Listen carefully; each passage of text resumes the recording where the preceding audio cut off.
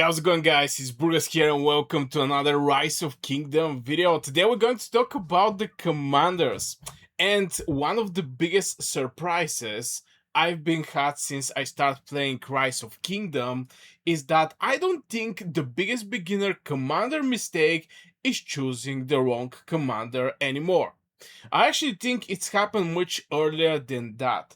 It's the question we ask before we invest a single sculpture.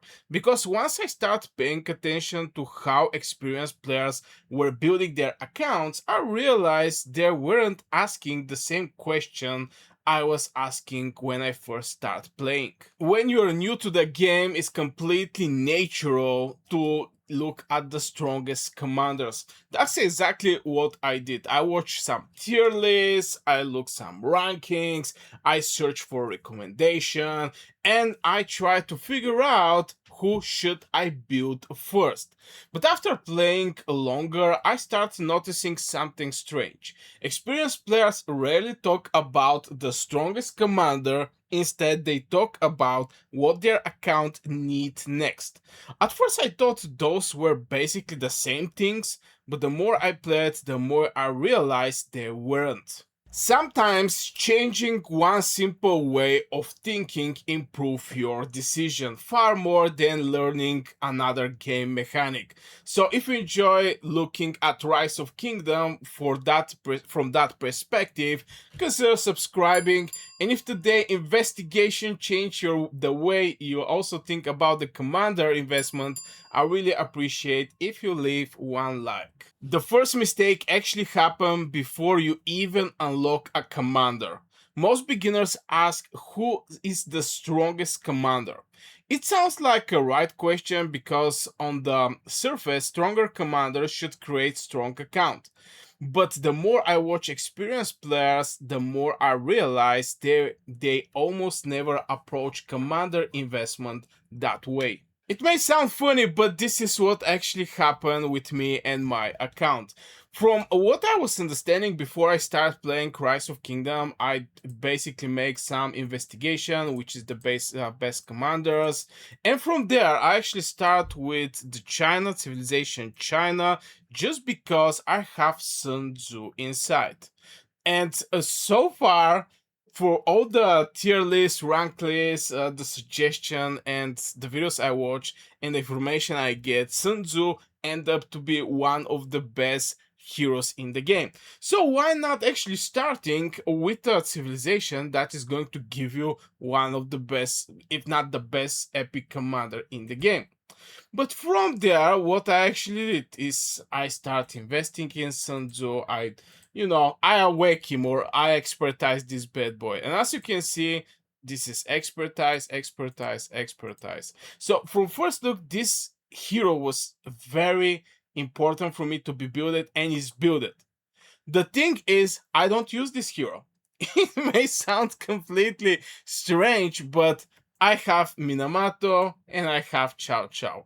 Currently, I'm investing just in a single legion because I think maybe when the first KVK arrive, I'm going to have like two legions. So one of the legions for sure is going to be Minamoto with Cao Cao. At one point, I actually stopped investing that much over Minamoto and not that much over Cao Cao, but this is the legion I plan to use. So, by knowing from the tier lists and rankings and the first information, I did the steps. I get Sun Tzu, but from there, my gameplay completely changed because I was go in the other direction. So even knowing what is the strongest epic commander, even knowing what civilization I have to start so I can make this bad boy very solid, I end up to not actually using him. And this is a real example of commanders I thought I'm going to build when I start playing. And after this, I change my mind and I start and from the experienced players and from others and all the information I get and from all the heroes that I have here, I go for this one. Now I can definitely Sun Tzu, for example, with Charles Martel is going to be very solid. I really like this approach, or Yasuji is going to be a hero that is going to come soon before the first KVK. Maybe with Sun Tzu is giving 20% skill damage bonus, the other guy is giving like 50%. I mean, all these things, I have some idea in the future. But yeah, this is the strongest commander. I expertise him, I don't use him. Maybe I'm use him actually at some places like Path of Vengeance. Here is very solid. I also use him in the Sunset Canyon, and from the Expedition. You know, there is some content in the game where I'm actually using, Sun Tzu, but at the end of the day, in my day-to-day life or day-to-day fight, I don't actually use him, and I'm not quite sure I'm going to use him in the PvP. The next thing I realize is that tier lists aren't actually trying to answer the question most beginners have. When we open a tier list, we naturally assume the commander at the top is the one we should build. But tier lists usually compare how powerful commanders are in isolation. They don't know whether you're free to play or a spender. They don't know if you're preparing for your first KVK, focusing on barbarians, trying to gather resources faster, or simply looking for better open field march. Now, I really wanted to show you one of those popular commanders. Right now, you can see Sun Tzu with Yasuji in this picture. When somebody actually give me some reports with some information about this guy, but at the end of the day, I still don't have him. Everybody prize him. It's a hero that everybody wait to actually come before we join to our first KVK. The thing there is that this is Archer Commander. So by looking my account and actually checking out of my legendary commanders, this commander is going to fit perfectly well with Tutmos 3. This bad boy. But by looking my Tutmos 3, you're going to notice that I don't even have his rage skill or active skill like level 5. So from here, it's actually coming a problem for me. I'm going to awake this hero, Yasuji. I'm going to, awake him or expertise him, but in the same time, I'm not going to have great choices to pair with him. To pair him. Now, one of the ways is, as I already mentioned, is going to be with Sun Tzu. Maybe it is going to be my second legion, but my main legion is going to be Minamoto with Chow Chow. This is most likely going to be my first KVK. A lot of people are, suggesting Yasuji because it's boosting the troops in general. Now there's a reason for the people who not that familiar with the spells, but for example, this commander troops take 10% less damage. This commander infantry unit gets 10% health. So 10% less damage. This is going to cover also archers, cavalry, infantry, and even the siege units. But the 10% health is going to be only for the infantry. So this type of heroes that are like more true boosting heroes definitely is going to help your account by a lot.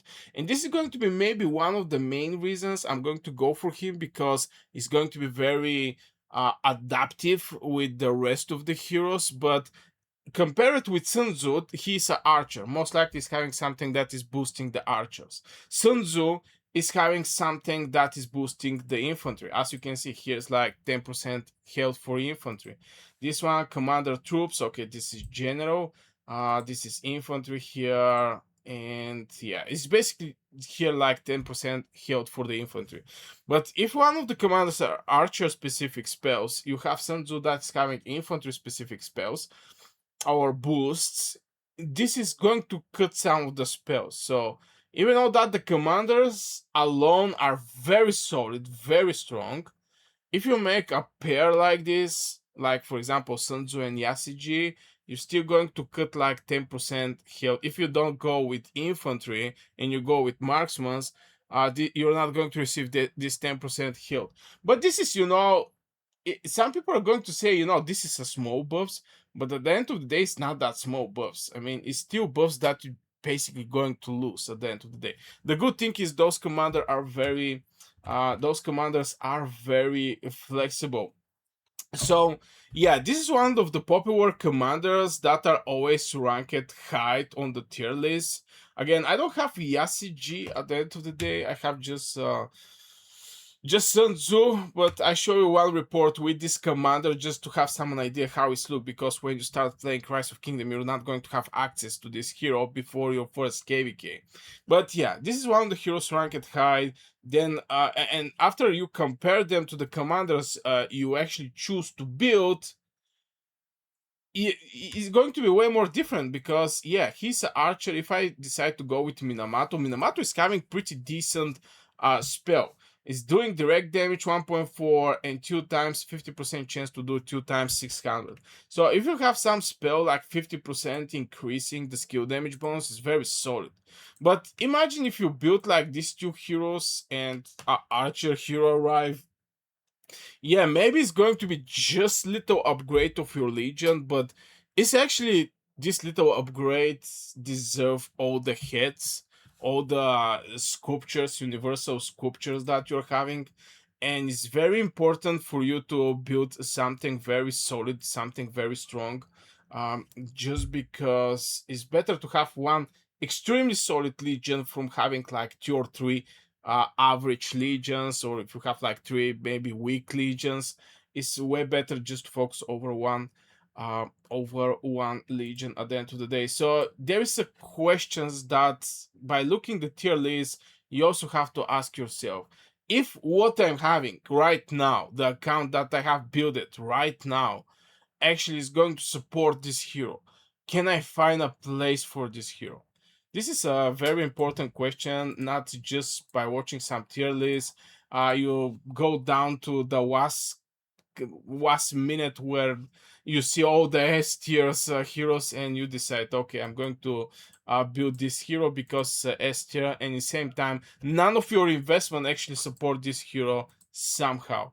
Basically, none of your investment. The biggest shift for me happened when I stopped looking at commanders as upgrades and start looking them as a solution.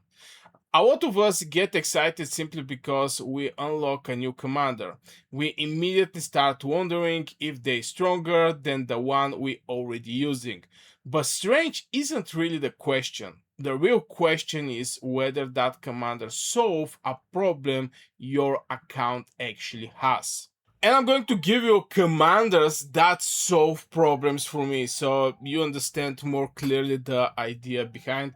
Because yeah, everybody, when we're talking about the commanders, everybody talk about open fields. This is the only thing they care, but there's different commanders for the different cases. And I'm going to start with the open field commanders. Right now I'm using Minamoto and Chow Chow. If I have a chance, if Yasuji come and I build a second legion, most likely it's going to be with Sun Tzu and Yasuji. This is going to be the legion, the second legion. So I'm going to have one cavalry one, and most likely I'm going to have one maybe archer or maybe infantry. It's going to strongly depend what boost I'm going to sacrifice. Here, if I go with archers, I'm going to sacrifice 10% health for my infantry. So this is the solution I have for open field, Minamoto and Chow Chow. For barbarians, solution at this point is I'm still using Walker.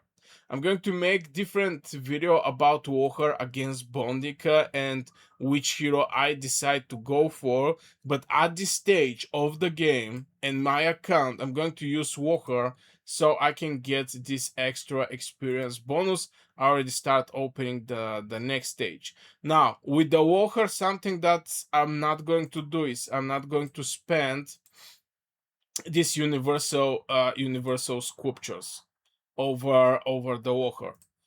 Just because there are just so many places, ways you can go and get some Walker sculptures, like doing Walker buckler, or maybe have like 170 of this thing. So yeah, and even if somebody do it from your alliance, is still going to get some extra bonuses. So yeah, for experience and barbarians at this stage of my account, because at one point you're not going to need that. You're not going to need experience. You're going to have enough books, and when some hero arrive, you're basically going to have tons of books to make this hero very high level. very fast. So Walker is solving barbarian problem for me. Minamoto and Chow Chow is solving open field. What else? Gathering. Constance is solving one of my problems here where I'm working over my gathering, because one of her spells is after this commander to finish gathering from the resource you will receive like 10% more resources. 10%. From there, the other hero that I'm building and I'm trying to invest is actually Matilda of Wonders, just because I want to get the expertise. And this is after this commander troops finish gathering from resource point, you will get extra 10% resources. Now, what I really like about this hero, to be fair, is we're getting 2 times extra 10% resources.